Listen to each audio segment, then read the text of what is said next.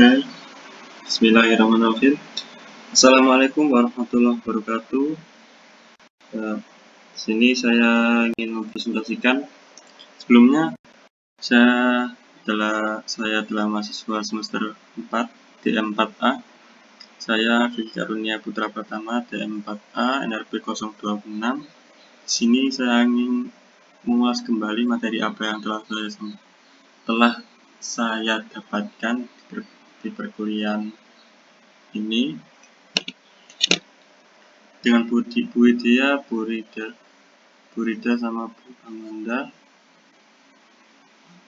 Kemudian dari materi-materi itu saya juga riset kembali di website, di beberapa website mengenai teknologi pengecor. Jadi langsung saja.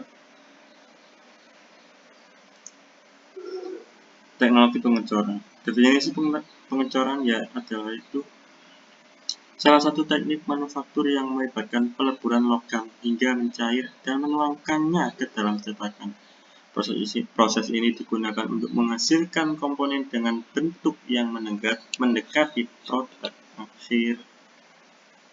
Jadi, semisal kita bayangkan saja seperti mencetak es batu, ya. Yaitu air dituangkan ke cetakannya, kemudian dibekukan di mesin di lemari es itu hingga yang diinginkan cetakan itu tadi.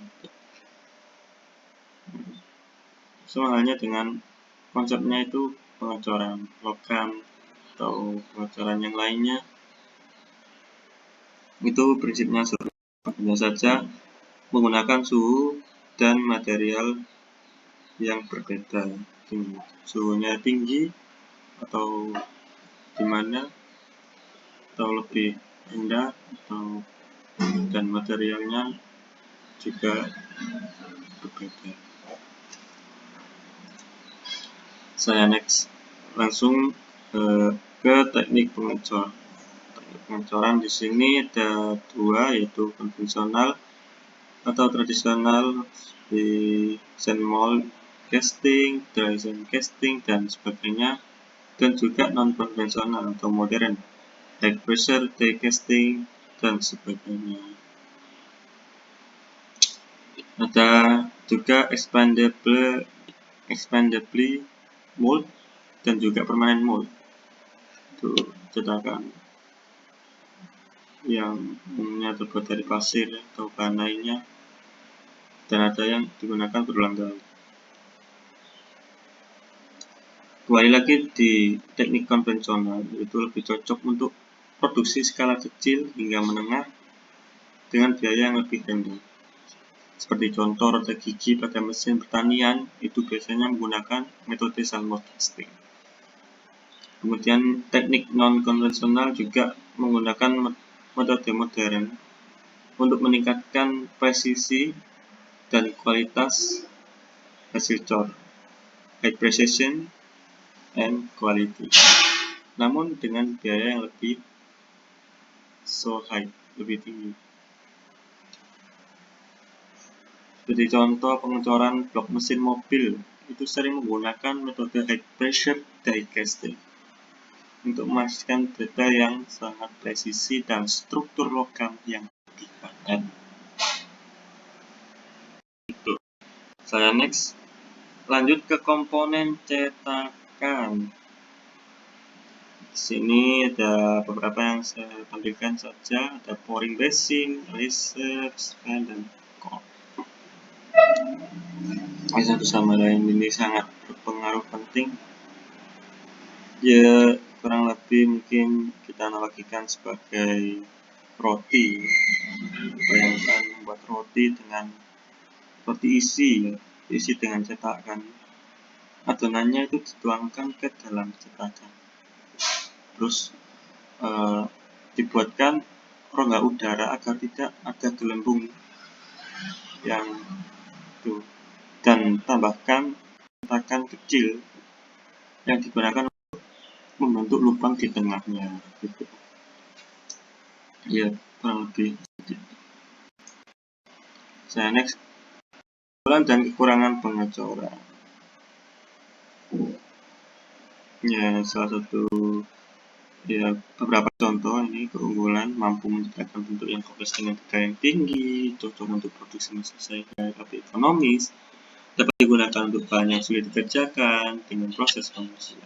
Tapi kekurangannya biaya tinggi jika diproduksi hanya sedikit, terus permukaan hasil cenderung lebih kasar dibanding metode lain.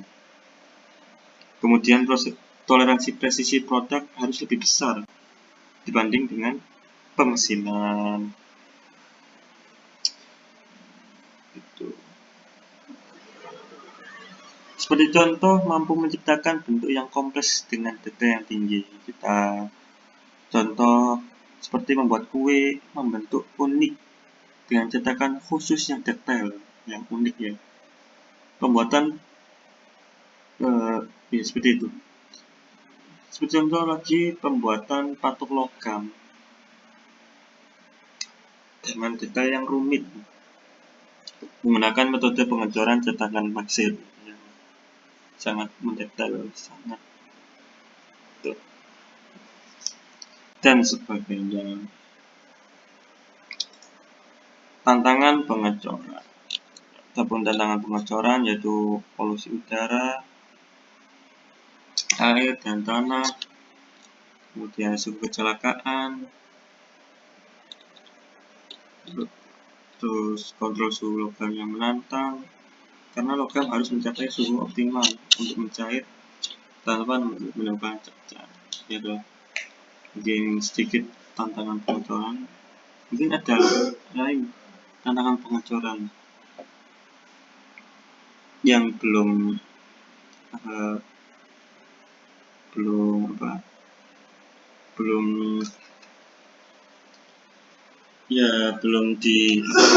kita ketahui atau dengan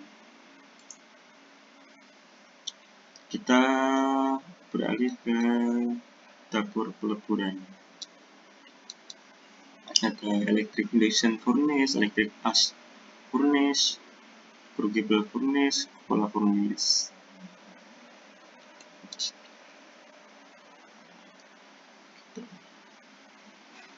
Dan mungkin ada yang lain juga ini. Jadi kita perlu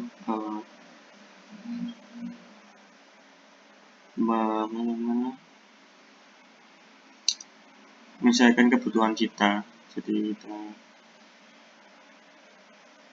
ingin mengambil yang mana untuk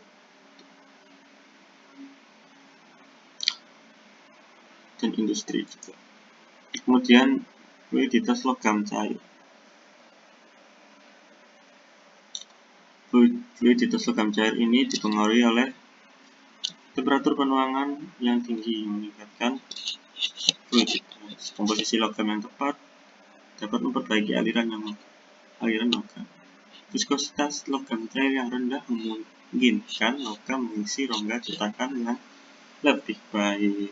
Jadi prinsip dasarnya yaitu kondisi akhir sama dengan kondisi awal tambah input dikurangi output. Seperti menakar bahan masakan, jumlah total bahan sebelum dan sesudah proses memasak harus tetap sama, meskipun beberapa bahan mungkin berubah bentuk, gitu.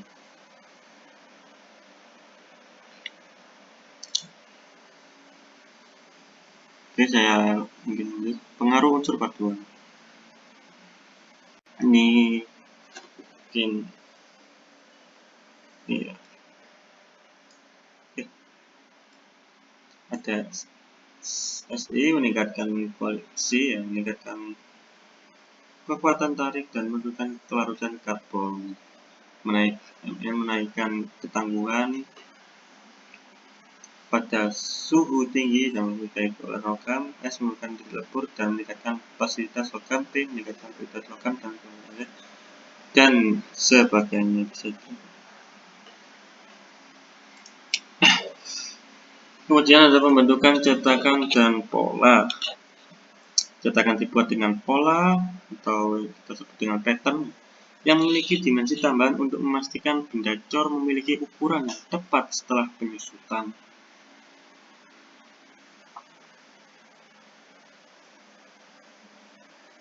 Seperti menjahit baju dengan memberi ruang tambahan pada tepi kain agar saat baju itu selesai, baju itu memiliki ukuran yang pas setelah dijahit, jadi tidak terlalu sesak atau terlalu longgar, ya ada longgarnya lah, pokoknya pas dan ada celah di situ, ada rongga. Kemudian masuk ke material pola. Untuk pola ini proses ini, material untuk pola ini ada 3 untuk logam, kayu, dan material sintesis. Mengapa kayu? Karena itu mudah dibentuk, ringan, dan murah. Logam itu kuat tahan hama dan tahan korosi, atau material sintesis itu fiberglass yang dan lain-lain yang fleksibel dan mudah dibentuk. Flux dalam pengecoran. Flux ini berperan penting, ya. Itu membersihkan logam cair yang dan kotoran itu mangkat dari gas, meningkatkan kualitas logam, masih cor dengan mengurangi oksidasi berlebih.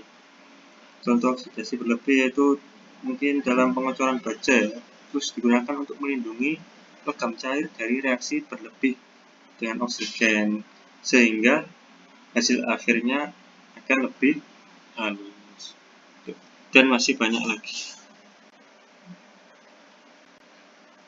Ini saya